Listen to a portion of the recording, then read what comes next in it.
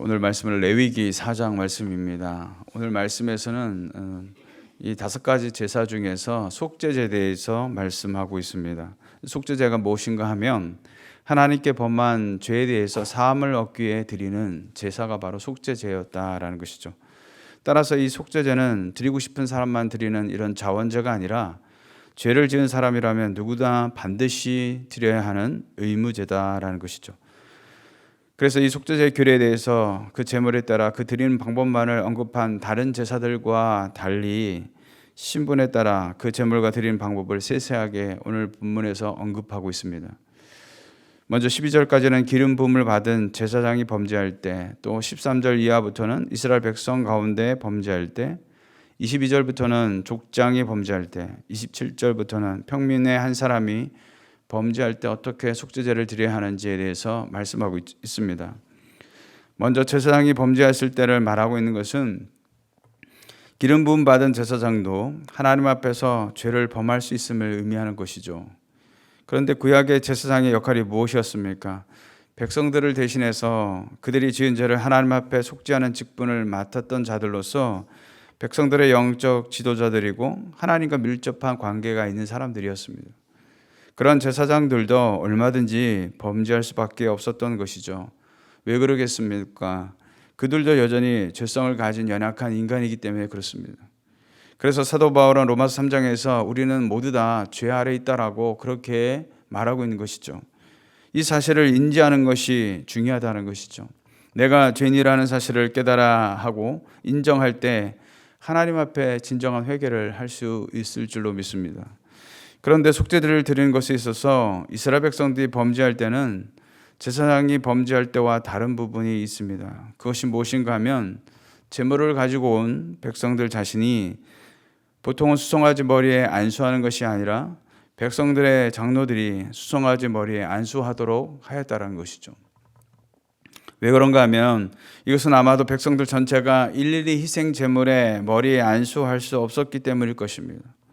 또 한편으로는 이는 온 이스라엘 백성의 범죄는 누구보다도 먼저 백성들의 지도자인 이 장로들이 책임을 져야 한다는 것을 보여주는 모습이기도 하다라는 것이죠. 왜냐하면 이스라엘 장로들은 백성들을 올바른 길로 인도해야 할 책임을 가지고 있는 사람들이었습니다.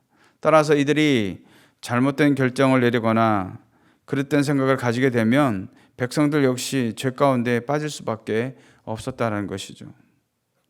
그러게 성도들을 위해서 기도하며 바른 길로 인도해야 할 사명을 맡은 이 영적 지도자들에게 주어지는 책임이 그만큼 크다라는 사실입니다. 사랑하는 성도 여러분, 이를 위해서 앞에 세워진 영적 지도자들을 위해서 우리는 기도해야 될 줄로 믿습니다. 어떤 사단의 공격과 미혹에도 넘어지지 않고 맡겨주신 귀한 사명을 잘 감당할 수 있도록 기도할 때에 하나님이 세우신 이 교회가 더욱더 든든히 세워져 가게 되는 줄로 믿습니다. 4절과 15절에 속죄제를 드릴 때에 수송아지 머리에 안수하고 그것을 여 앞에서 잡는데 왜 짐승을 잡고 피를 흘리게 하는가라는 것이죠. 그것은 히브리서 9장 22절에 보면 이렇게 말씀합니다. 율법을 따라 거의 모든 물건이 피로써 정결하게 되나니 피 흘림이 없은즉 사함이 없느니라 라고 말씀하고 있습니다. 오늘 우리가 용서함을 받을 수 있는 길도 그리스도께서 십자가에서 흘리신 보혈 때문에 우리의 더럽고 추악한 모든 죄가 용서함을 받게 된 줄로 믿습니다. 중요한 것은 바로 이때 자신의 죄를 하나님 앞에 진정으로 회개해야 했다라는 것이죠. 이러한 회개가 없이 드려진 희생 제물은 아무런 의미가 없는 것입니다. 하나님께서 속죄제를 드린 사람의 죄를 용서해 주신 이유가 무엇이겠습니까? 희생 제물을 드렸기 때문에 그를 용서해 주셨겠는가라는 것이죠. 결코 아니라는 것입니다. 하나님께서 용서하시는 것은 오직 그 사람의 마음속에 진심으로 하나님 앞에 회개하는 마음이 있기 때문에 그렇다는 것이죠. 만약 그러한 것이 없고 많고 귀한 예물을 드린다고 하더라도 결코 하나님께서는 그 죄를 사하시지 않는다는 것이죠. 왜냐하면 하나님은 우리의 중심을 보시는 하나님이시기에 외적으로 드리는 예배 이전에 우리의 마음을 하나님께 드릴 수 있는 저와 여러분이 되시기를 주님의 이름으로 축원을 드리겠습니다. 그렇다면 속죄제는 어떤 경우에 드려야 하는가라는 것이죠. 2절에 보면 이렇게 말씀합니다. 이스라엘 자손에게 말하이르라 누구든지 여호와의 계명 중 하나라도 그릇 범하였을 때라고 말씀하고 있습니다. 그 첫 번째가 바로 여호와의 계명 중에 하나라도 범하였을 때라고 말씀하고 있는 것이죠. 이는 하나님께서 명하신 말씀은 단 하나라도, 어떤 계명 한 가지라도 소홀함이 없이 모두 지켜야 한다는 것을 강조하고 있는 것이죠. 무슨 말인가 하면 하나님의 말씀에 대해서 어떤 것은 중요하고 또 어떤 것은 덜 중요한 것이 없다라는 것입니다. 또 상황에 따라서 내가 말씀을 지킬 수도 있고 그렇지 않을 수도 있다는 것이 아니라는 것이죠. 어떤 상황이 되었든지 간에 하나님의 말씀에 대해서는 철저히 지키라고 말씀하고 있는 것이죠. 왜냐하면 이것이 하나님의 말씀은 그의 백성이라면 누구라도 지켜야 할 최우선의 명령이기 때문에 그렇습니다. 그 두 번째가 바로 2절에 그릇 범할 때라는 말씀이죠. 여기에 그릇 범한 죄라는 것이 무엇일까요? 이는 의도적이 아니라 모르고 지었거나 순간적인 부주의나 실수로 지은 죄를 말하는 것입니다. 하나님은 고의가 아닌 죄에 대해서도 얼마든지 속죄제를 통해서 용서함을 받을 수 있도록 하신 것입니다. 반면에 고의로 지은 죄에 대해서는 아무런 언급도 하지 않고 계신 것이죠. 왜 그러겠습니까? 누구든지 고의로 하나님의 말씀을 어길 때는 결코 용서함을 받을 수 없다는 것을 분명하게 보여주고 계신 것입니다.